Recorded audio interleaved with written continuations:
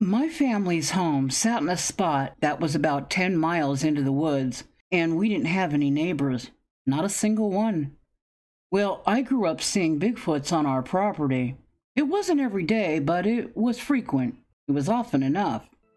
My parents never fed them anything, and they never bothered us in any way. My dad used to play music while he worked outside, and when he wasn't playing music, he'd whistle. Especially when he was in his workshop. He'd whistle while building all kinds of things. He just loved to spend hours in that workshop tinkering around. I had a brother that was 2 years older and a sister that was a year younger, and Dad used to tell all three of us that we shouldn't go past a certain place on our property. There were trees marked, and he'd remind us never to go past those trees. And since we had ample space to run around and play outside, we really weren't tempted to go past those marked trees. Well, I was 15 years old on the day that 2 men in black suits knocked at our door, and I was the one who went to the door and answered it. It was extremely unusual to get any knock at our door or to have someone visit that we weren't expecting, simply because of how far into the woods our house was. Most people passing through the area wouldn't even know that our house was back there. I asked the men, "Can I help you?" In my head, I was thinking that the men must be lost. One of the men answered, and right away I thought his voice sounded really flat and kind of robotic. It was a very strange sounding voice.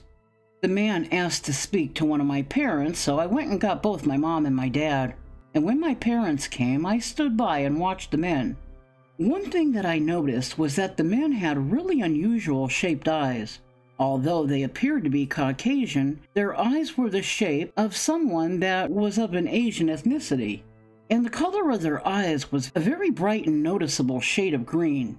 It would have been striking to see those eyes on one man, but for both of them to share the exact same shape and color of eyes, well, it seemed far-fetched to me. My brother came up behind me and asked who was there. I whispered to him what I knew so far. I was trying to listen, but I couldn't hear much of the conversation. After about 5 minutes, my dad shut the door, and he very quietly whispered, "Well, that was strange." My dad was then looking out our front window, and he said that he didn't see any car. As I said, the road that cut through the woods leading to our house was a good 10 miles from the main road. How would these men have gotten to our house without a car or a truck? Did they walk 10 miles in suits and dress shoes? Something was really off about the men and the whole situation. Well, just moments later, we all heard a very loud scream from outside. My dad knew right away, and he said, "That's one of the females." And we all knew that he meant it was a female Bigfoot. My dad rushed to the back door, and we were close behind him. We were all wondering what was going on, and we were looking out different windows. There were several men, all dressed in black. They were walking into the woods behind our house. They were carrying guns that none of us had ever seen before. The guns looked strange, like something you might see one day in the future, but nothing you would see on the market at that time. Of course, we all thought it had to be military. Only they would possibly have access to some new type of gun. The men were all on the west side walking into the woods, and we saw the female coming out of the woods on the east side. My dad told us to run and hurry and open up the basement doors. We had those Bilko doors that opened up from either inside or outside. Then my dad came out, and he gave a low whistle, and he was pointing to the basement doors. He was waving for her to come inside. My dad didn't have any idea if she would understand him, but he was pleading with the female to come inside. He was trying to hide her. He was telling her that those men want to hurt you. My dad must have said about a half-dozen times, "Please come inside. Please let us hide you." She walked over and she did go down into the basement. Then my dad told her, "Please don't make any sounds." He told her verbally, and then he put both his hands over his mouth to show her non-verbally. I think she did understand because she was very quiet. She didn't make a sound at all. She came into the basement all hunched over, and then she tried to stand upright all the way, but she was about a foot too tall. Our basement had very low ceilings, and then she sat on the basement floor and she was quiet. Just a few minutes later, we heard sounds coming out of the woods. It was a cross between an evil-sounding laugh and a scream. It gave all of us goosebumps. We figured it must have been one of the men. My dad surprised me when he said he didn't think those men were human. I don't know if they were or not, but I was glad to hear my dad say that, because it actually crossed my mind earlier, and now I didn't feel so crazy for thinking it. My dad said that everyone needed to stay inside until they left, and then my dad asked my mom to go up to the kitchen and get the female something to eat. My dad said that maybe eating something will keep her calm and quiet.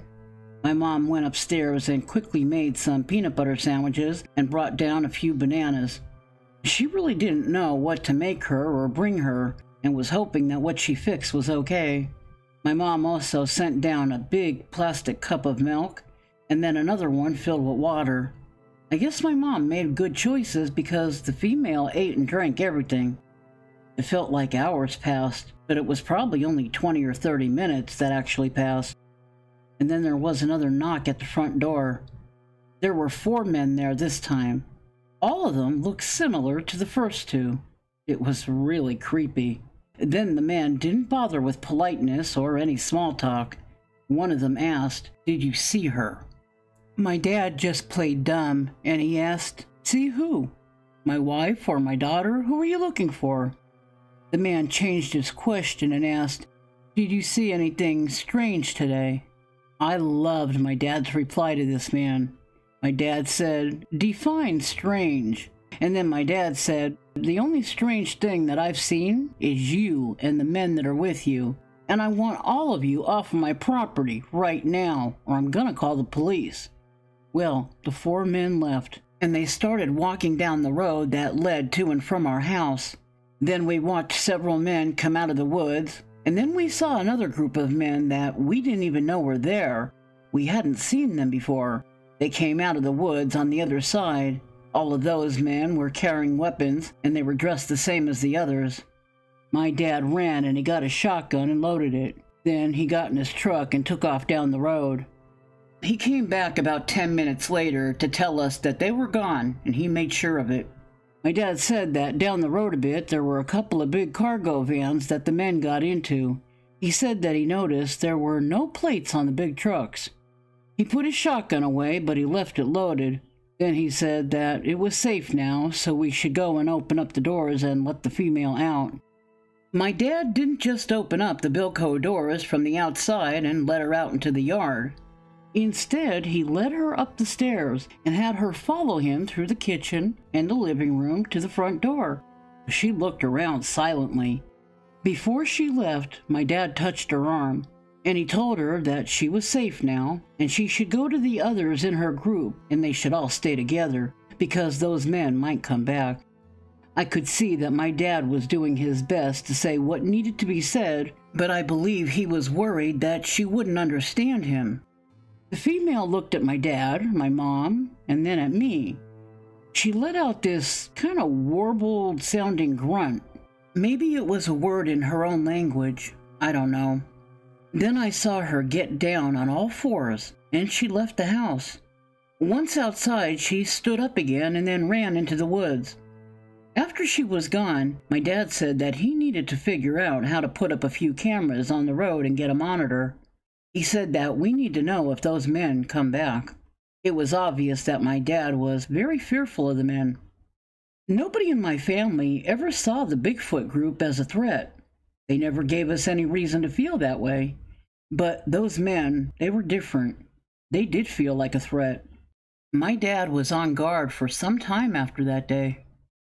This all happened a little more than 10 years ago, and thankfully those creepy men never came back again. My sister and my brother both got married, and they still live in the area.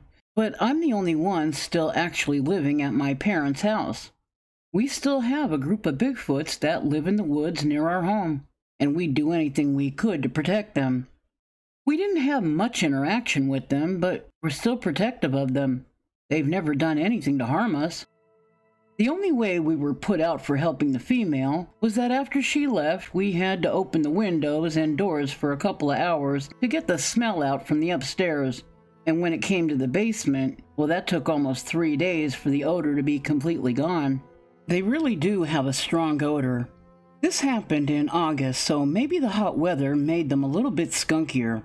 But the smell did go away, and that was a small price to pay. And we'd do it again in a heartbeat if we had to. My dad and I have talked about that day many times, and we both think that either some or possibly even all of those men weren't really human. We both noticed that they were very similar in the way they looked. Their height, body type, similar facial features, and those eyes, those striking green eyes. My dad thinks that they might be aliens.